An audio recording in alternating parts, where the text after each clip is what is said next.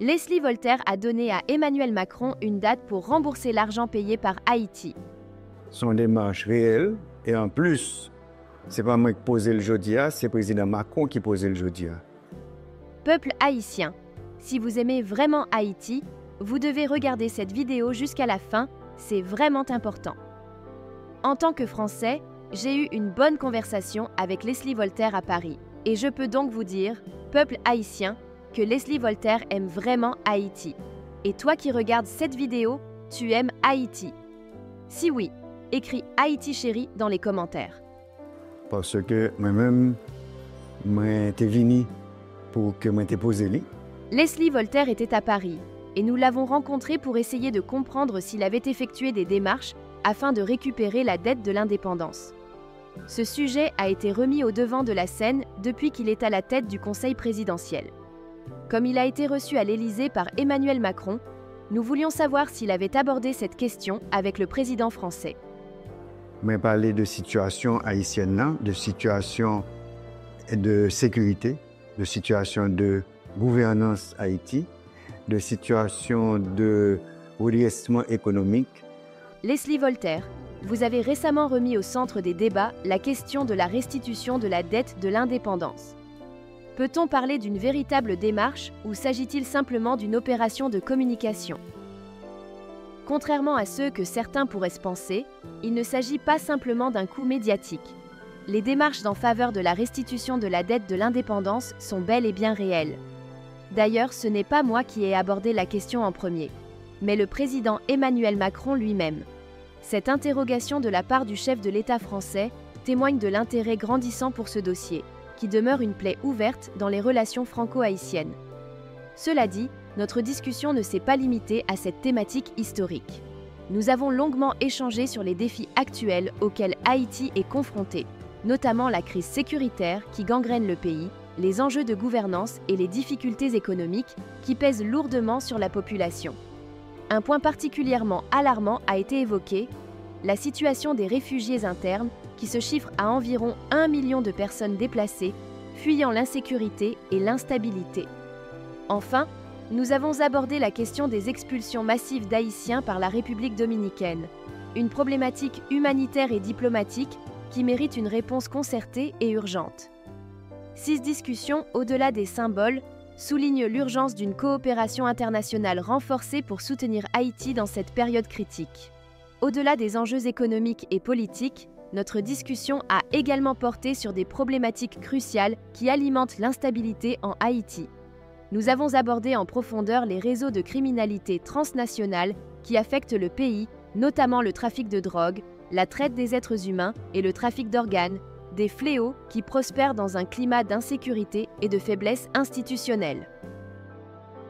De réfugiés internes qui est à peu près 1 million et de rapatriement d'Haïtiens qui sorti expulsés par la République dominicaine. On parle de trafic de drogue, de trafic humain, de trafic d'organes, de trafic de munitions qu'a fait de la République dominicaine vers Haïti, des États-Unis vers Haïti, de la Colombie vers Haïti. Un point particulièrement préoccupant concerne la circulation des armes et des munitions, qui alimentent directement la violence des gangs. Nous avons évoqué les routes de contrebande qui partent de la République dominicaine, des États-Unis et de la Colombie pour approvisionner les groupes armés en Haïti. Cette situation exacerbe la crise sécuritaire et complique encore davantage les efforts de stabilisation du pays. Un autre sujet d'inquiétude majeure est le recrutement d'enfants par les gangs, une pratique alarmante qui menace toute une génération. Nous avons discuté de solutions possibles, notamment en nous inspirant des programmes de réhabilitation mis en place par l'UNICEF au Libéria. Ces initiatives, qui ont permis d'arracher des enfants aux groupes armés et de les réinsérer dans la société, pourraient être adaptées au contexte haïtien pour offrir une alternative aux jeunes les plus vulnérables. Cette rencontre a permis d'explorer des pistes concrètes pour lutter contre ces menaces et renforcer la coopération internationale en faveur de la stabilité et du développement d'Haïti. Parler le tout de gangs qui recrutent Timonio qui fait venir des enfants soldats et que il y a des programmes qui sont faits dans l'UNICEF au Libéria pour nous voir qui nous capables de faire ça. Notre échange a également porté sur le renforcement des capacités de la police haïtienne, un élément clé pour restaurer l'ordre et la stabilité dans le pays.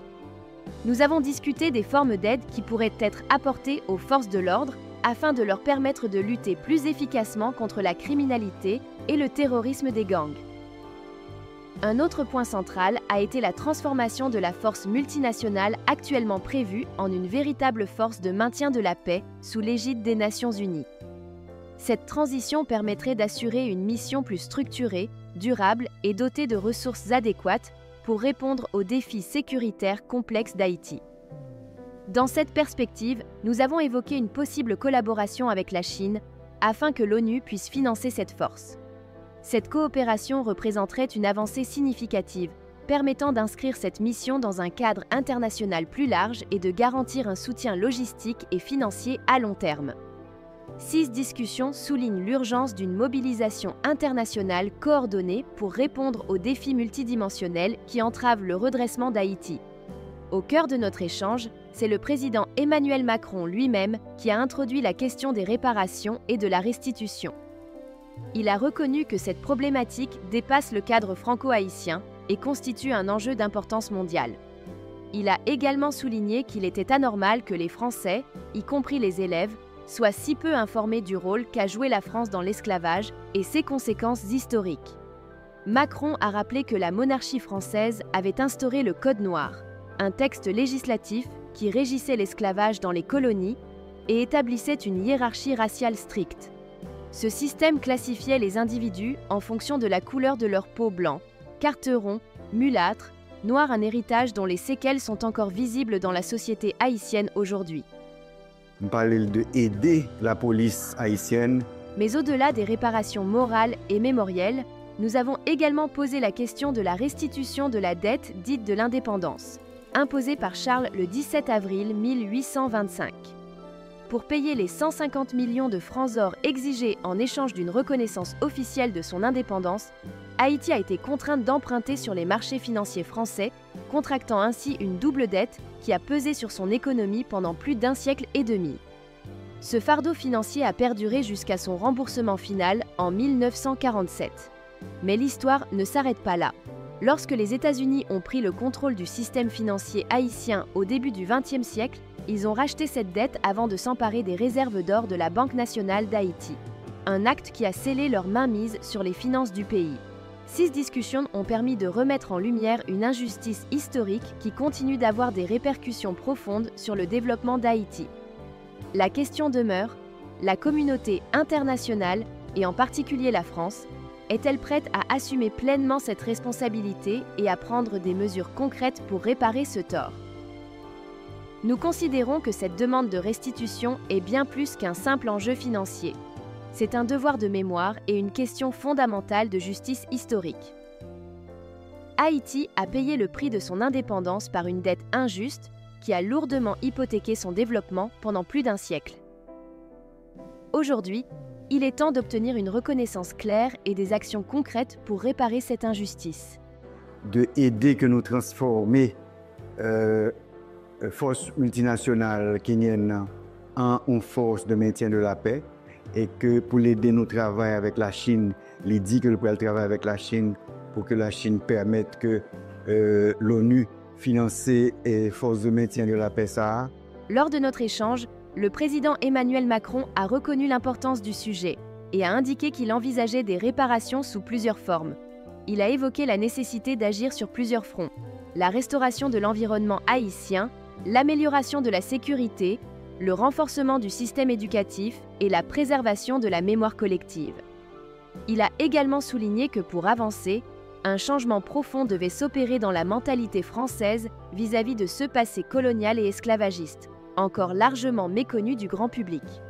Le 17 avril 2025 marquera un bicentenaire hautement symbolique, celui de l'ordonnance de Charles qui, sous couvert de reconnaissance officielle de l'indépendance d'Haïti, a imposé au pays une dette colossale destinée à indemniser les anciens propriétaires esclavagistes.